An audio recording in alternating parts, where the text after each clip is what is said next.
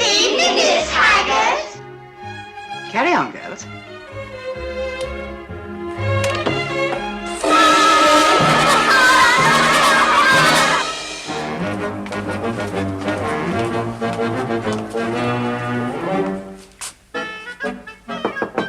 Hurry in. Ah, matron, what can I do for you? I'm sorry to trouble you, Dr. Soper, but I've been thinking about this camping trip for the girls that have to remain with us during the holidays. And what about it? Well, I was wondering whether it really was such a good idea. Perhaps you're forgetting, matron, it was my idea. Oh, no, and of course it is. An absolutely splendid one. But But what?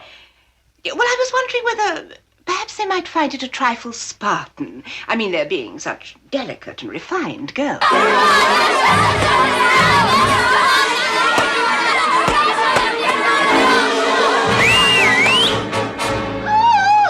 Usual place, boys, in 5 minutes.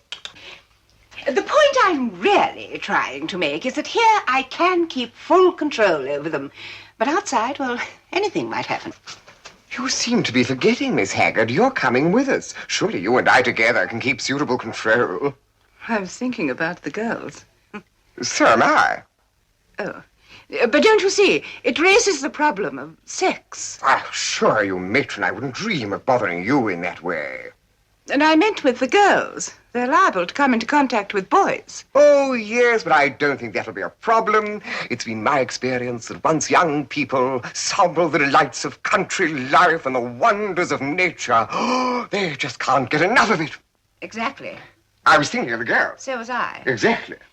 Well, I do hope you're right, Dr. Soper. Oh, yes, I assure you, matron. But I take the point you made earlier. Yes, these girls have led very sheltered lives. They don't even know what boys are.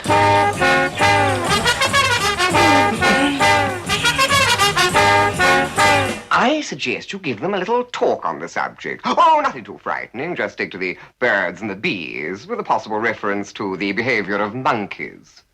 Well, I'll try, Dr. Soper. Good. If any of them feel any unnatural urges or the desire to do something they shouldn't, well, send them straight to me. You? Yes. Well, I was thinking about the girls. So was I.